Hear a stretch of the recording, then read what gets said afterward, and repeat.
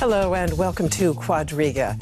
What began as a New York Times report about the misdeeds of one middle-aged man has become a worldwide outcry as women around the world take to social media to disclose the harassment and abuse that they have faced. At the center of the storm is the all-powerful Hollywood film producer Harvey Weinstein. Following allegations of sexual harassment, including rape by dozens of women, recounting acts that go back decades, the Academy of Motion Picture Arts and Sciences, which awards the Oscars, expelled Mr. Weinstein with the words that sexually aggressive behavior in the film industry is over. But is it really? The millions of women who have told their stories on social media under the hashtag #MeToo describe a pervasive pattern that transcends cultures and epochs. Whether and how that pattern can be broken is what we want to discuss today on Quadriga. Sexism, male perpetrators, female victims. That's our title. Here are our guests. It's a pleasure to welcome Stefanie Lohmann. She is founder and co-editor of the German language Missy Magazine, which is dedicated to covering pop politics and feminism. She says sexist comments are part of a rape culture. They're intended to keep women in their place and undermine them. And it's a pleasure to welcome Birgit Kelle. She is an author and freelance columnist who writes frequently on gender topics. She says, how often do we as women sell ourselves, prostitute ourselves willingly and opportunistically because it's useful? To say "me too" years later is too little. And it's a pleasure to have Alan Posener with us on the show once again. He's a commentator for the German daily newspaper, Die Welt. And he says, it has been well said that men fear women because they might laugh at them, whereas women fear men because they might kill them. Let's start out by taking a look at this pattern that is coming to light in the wake of the revelations about Harvey Weinstein. And the fact is, just in the past 10 days, nearly 2 million women from 85 countries have shared their stories of sexual assault and or harassment under this hashtag #MeToo. And I'm going to get just a little bit personal for a moment, and that pattern definitely is familiar to me. As a young lawyer and a young journalist, I experienced sexual harassment both in an interview situation, one of my very first interviews as a young lawyer, and also on assignment when I was traveling with people who were my male bosses. So just let me briefly ask the two of you, have you had such experiences, similar experiences? Stefanie Lohmann? Well, definitely. Before I became a journalist, I was working in the technical field, and I had some experience, especially with customers, not so much with my colleagues. They were actually quite feminist, but with customers that couldn't deal with the fact that I was a woman dealing with technical things. And they were really, I don't know, they were sexist, telling me, why didn't you become a teacher? It's such a pretty girl. And after being sexist to me for like telling me sexist comments for 30 minutes or even more, they were trying to invite me to dinner. So I've made this experience, and in journalism, not so much because I'm working with women a lot, so we don't have that problem. But it actually made me sort of change my profession because I was thinking if I want this for the rest of my life or not. Birgit Kelle? Yes, I think every woman has experienced things like this. Me, myself, I worked as a waitress when I was a student. So, and I think every waitress knows bad behavior by men. And it was different. You know, I could also make a difference between the customers over there and my colleagues and my bosses. They always protected us girls as waitresses. And so it's we have men like this and we have men like this. But I think every woman has to tell a story. And the two of you in that experience, did you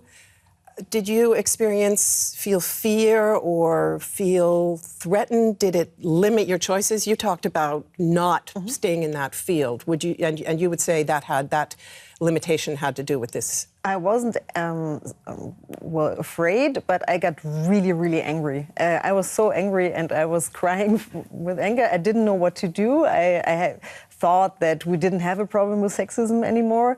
I was really young and I don't know, like it was my first experience. It was so graphic, and afterwards, thinking back, I can think of more stuff that I didn't want to notice at that time that weren't as obvious. But it made me angry, and it's part of why I started a feminist magazine, actually. Birgit Kelle? No, I don't look back with bad feelings, you know, because I never felt like I can't do anything or so. So it was just, for me, it was bad behavior by men, but I also had bad behavior by women. And I always felt protected by other men too at the same moment. So I can't say that I'm looking back with bad feelings and with this aim to change something. No. I think what made me so angry was the fact that I felt objectified. I felt like nobody cares about what I know, what I can do, what's in my brain, but I was totally reduced to my female features and to my looks, and that what made me so angry. I have to confess that I felt fear. I was alone in a room in all three of these incidents and didn't really see what kind of recourse I would have. But maybe we can come back to that a little later. Let me ask Alan Posener now. When you hear about these many tales that are coming out, would you say you're surprised at this, at the extent? We're hearing from a lot of men who say, wow, I never realized this was this widespread. Does that apply to you? Well, I think probably like most men, yes and no. Because on the one hand, you're shocked. I mean, if famous and powerful women can be preyed upon in a very liberal society that Hollywood is and America is in this way, you're shocked. At the same time, you say, in a way, you knew it. You knew it and you didn't know it. You didn't want to know. And the very fact that as a man we're constantly pushing this out of our consciousness is part of the problem. The fact that you can go on, although you actually know it, and I'm a son of a mother, I'm a husband of a wife and father of a daughter and a grandfather to 2 granddaughters, it is not something which is apart from me, and yet I do it, and that's part of the problem. Because before I became a journalist, I was a teacher, and it's an open secret that in all the schools in Germany, girls are harassed by male teachers. Yeah. It's an open secret. It happens every day. As we speak, this is happening. And these are not people who are being protected. They're being subjected to humiliation by people who then give them marks for their papers or whatever, who have the power to control their futures, who can make them look silly, who can do this, who can do that. In many cases, it's then girls who go home if they're from patriarchal families, for instance, Muslim girls, who then get even worse stuff when they go home. So we know it, and unless I'm really actually doing what you do, working all the time to sort of expose and deal with it and give people self-consciousness, then I shove it to the other compartment of my mind and deal with, I don't know how many immigrants is it going to be 200,000 or 100,000? So that's the problem. If you look back for yourself in light of this discussion, would you say there are incidences where you feel you yourself have behaved improperly? Oh, yes. Yes, as a teacher towards students, not in a criminal sense, but in even the way I thought about them. It's a double bind for women, for girls in the school. If they're pretty, people are going to say, "Oh, she gets this good marks from teacher because she's teacher's pet. She's pretty." That's the truth. It's part of a truth. Well, it's not the truth, actually, or if it is, that's bad enough. It's bad, but it's part of the truth. So I mean, there's, even when I was a student, I was in a school which was progressive, and they were very proud of being progressive. And there was, we sat on the teachers' board when they discussed things that went on in this school. It was a reform school, and there was a girl. She had a name. Someone could make it, and someone said. The teacher said of her, she's boy crazy.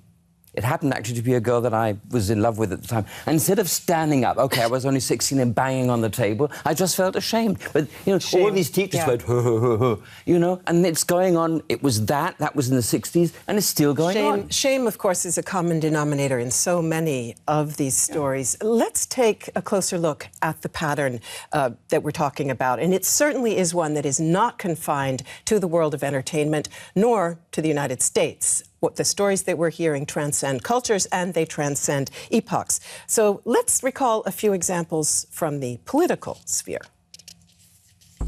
Gorilla. In the wild, they're known as alpha males. U.S. President Donald Trump probably considers himself one. In a conversation with a journalist caught on tape, he said, "When you're a star, they let you do it. You can do anything. Whatever you want. Grab them by the it didn't hurt his campaign. Trump won the election and became president. Gorilla, a different time, different style. In the 1990s, U.S. President Bill Clinton's affair with a White House intern caused a sensation. Clinton sought to quash the scandal by denying the allegation. I did not have sexual relations with that woman, Miss Lewinsky. Efforts to impeach the then president failed. His wife, Hillary Clinton, was glad for his public support during the 2016 presidential race. Gorilla, but his actions plainly went too far. Dominic Strauss-Kahn, former head of the International Monetary Fund. He was arrested in the U.S. for allegedly raping a hotel maid. Soon, other assault accusations came to light. In the end, there were few legal consequences for him. Men abusing power. Where's the backlash? Birgit Kelle, if I go back to your opening statement, you say that women go along because they hope to get something out of these sexual encounters. Aren't you blaming the victim? No, I think this is just part of the truth that we also have, especially when you have a look to Hollywood. You know, if you earn your money by just presenting yourself and your body, then people just watch your body. We have those women who just sell themselves. And it's okay, you know? If they do it because they want to, it's okay. It's not a moral thing. But we have to realize that we also have those women who don't have a problem with all this. And that makes this discussion so difficult, because on one hand we have those women who were forced, and we have the other women too, and it's very. And I think at the beginning of a discussion we have to divide all this, because not only men can be sexists, but we have also women just who like to play those games and to profit from it. The young women in the case of Mr. Weinstein, many of them weren't even acting yet. They were looking for their first opportunity. I don't talk about Mr. Weinstein. I talk about other women. For example, take those bunnies in the mansion of Hugh Hefner. Were they forced to do things like this, to live there, to walk? Yes, but you know, you can, as a woman, you can take another job. Nobody is forced to be a bunny in the mansion of Hugh Hefner. But we have women in this world who have no problem with this. I would like to add maybe a more analytical perspective. I mean, there's this word that I actually kind of like, but it's really old school: patriarchy. So, of course, in patriarchy, we have women find their way around if they want to gain power. And this means, of course, I mean, we know, for example, there were a recent study in Germany that it's easier for women to become rich by marrying than by working, because it's still easier for them to do that. And this is part of. Is it then wrong that they do it? No, I don't want to. No, but it's wrong that the system is like this. And what feminism and what we should talk a bit about is how to change this patriarchal system, because nobody should have to marry or undress just to become to get up in society. I mean, you know, so this is it's not an excuse, because it is like this. I mean, we still need to talk about the violence, the sexual harassment, and we shouldn't derail it by talking about other women. May I ask you about that point about the violence? Because your opening statement talked about rape culture and said that men use assault to keep women down. But in many, many of these cases, we're not really talking about the exercise of physical power so much as economic power, aren't we? Well, I think that all these sorts of discrimination, like sexism, but also racism and things like this, they all, I mean, the underlying thing is power distribution in society, and power and money in capitalism is sort of a similar thing, you know? The more money you have, the more power you have. So, I mean, the more powerful, the Weinstein shows a man who's very powerful and who was able to keep up a system systematic sexual harassment because he was so powerful. Not every man can do this. So the commonality between sexual violence, harassment, and verbal sexism is the same. It's making women feel insecure, like it worked with me in the workplace. But of course, there's a difference in the outcome or in the effect it has. Ellen Posener, does that resonate with you? Would you say we live in a rape culture? Worldwide, it's certainly true. I mean, look at India, look at the Arab world. And the point is that people, I mean, Birgit hasn't mentioned this, but in many of her pieces, she tries to make a difference between these two things. You can see with Bill Clinton, the point about Bill Clinton actually wasn't Mr. Lewandowski. The point with him was Paula Jones. He had a woman brought to him by state troopers to his hotel room and then wanted to force her to have sex with him. It's obvious that Bill Clinton has something to do with the rape culture, which we know from India, which we know from the Arab world.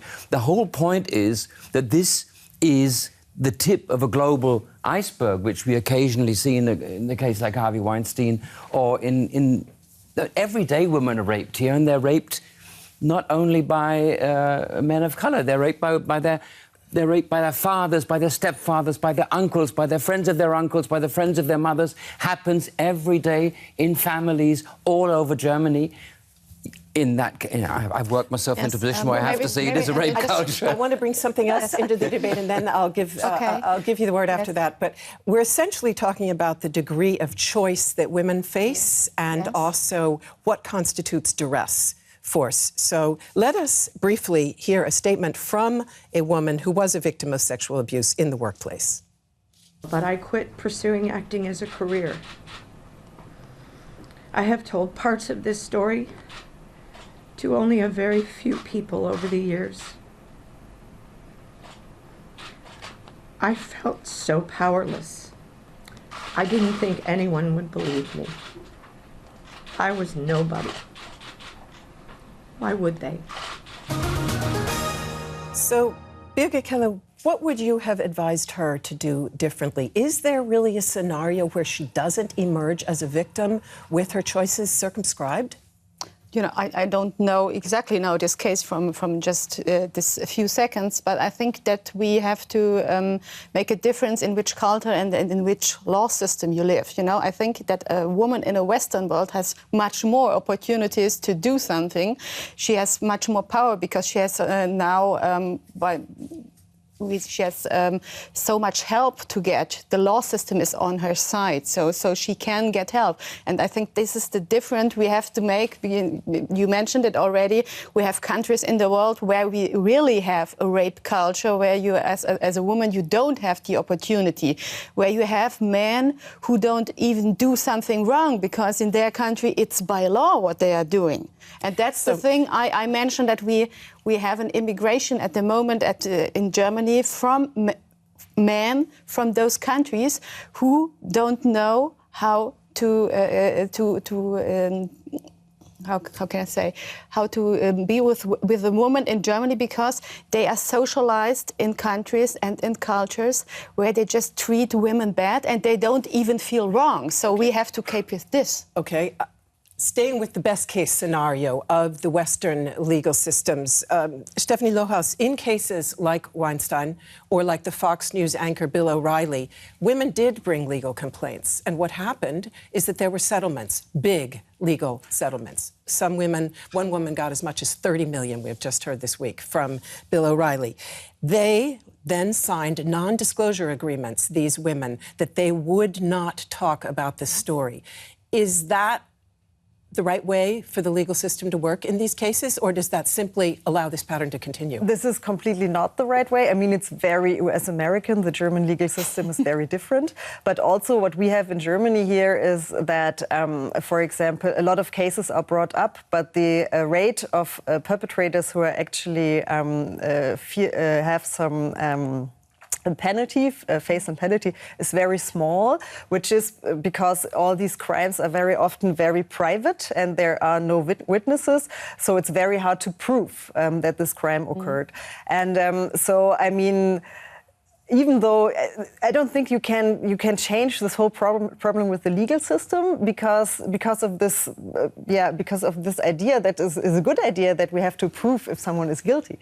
So, but what we need is actually a different culture, and I think we should talk a lot more about prevention. How do we? This is what I'm missing at the moment. That, of course, is the reason behind the Me Too movement. There has been a very strong statement from both of the women who were essentially originators of this, saying, we hope that more women telling their stories will begin to change things. Alan Posener, when you have encountered sexism, harassment, have you spoken out in some way? There was that whole discussion about Donald Trump's locker room talk. If you've heard really egregious locker room talk, have you said something about it? I would probably say no. I think Donald Trump's quite right when he says that men, when they're amongst themselves, talk like that. And even, you know, softy, progressive, blah, blah men like myself, I'm in a rock group, it's like football kind of, yeah, there's that kind of talk going on, and I don't say anything. And of course, it spills over into the way you treat women. You can't compartmentalize it. And, you know, it's there, it's true.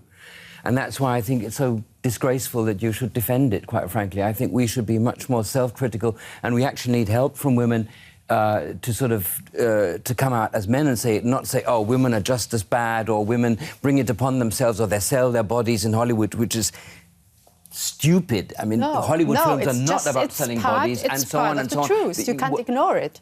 If women are in a structural situation where they have a choice between remaining poor, without a job, whatever, or in a menial job, or possibly advancing themselves by demeaning themselves at the same time, you can't accuse the women of taking advantage of that. You have to accuse the system, and you have to change it. And people like yourself, you're simply going on the surface. Yeah, of course there are women who prostitute themselves. Does that make prostitution good? No, it's no, but you have. I myself, I don't want to defend this behavior, but I just realized that it exists and that there are women who tell me it's my right to do this, and actually the feminist movement has worked for this, that a woman can do this without being told you are a slut for this. So we just have to realize also in this discussion that there are women showing behavior we don't like or we don't understand, but they do it, and it's their right too. So you can't tell me it's a disgrace for all women. Ask those women if they disgrace themselves, and if they think for themselves. I think we'll briefly ask you, because you can't the difference tell it and about what we need to women. talk about more, and this is what is missing in society, is the consensus principle that something is a crime and something is an assault and something is violence when it is not consensual. So, and I think this is something that we need to learn in sexuality, and we need different sexual education so that we all know what we're talking about. Let me take us to the future very briefly, because we are almost out of time. Do you think that this massive public outcry, more women talking, will change things? I know that you have said in some of your writings you think that it's a wave of hysteria. You also said in your opening statement, Me Too is too little. So you don't expect anything to change? No, I don't think. I think in 1 year or in 2 years we will have the next discussion on the same topic again. Yeah, I disagree, actually. I think that one hashtag campaign, of course, is not going to change anything. But what I've noticed from making this magazine since 2008 is that the discussion has changed. I think it's a very different discussion than the discussion we had with hashtag Aufschrei in 2013. And it's actually, I think we're going a little bit deeper. And I think more men are into this discussion. In 2013, I was all the time explaining the difference between a compliment and now we're talking about structural sexism. Alan Posener, we've seen a rash of firings in sectors from food to fashion to finance. Just yesterday, Fidelity letting 2 senior people go. Uber let its head go. Is that a sign that things are changing? It's a reaction. It's good. But you need more than firing, you need hiring. I mean, you need quotas in all, not only in political parties, in parliaments, and in the executive branches of, for instance, media, like the one we're in. It's not going to work unless women are at least equally represented. So, thank you very much to all of you for being with us today, and thanks to all of you for tuning in. See you soon.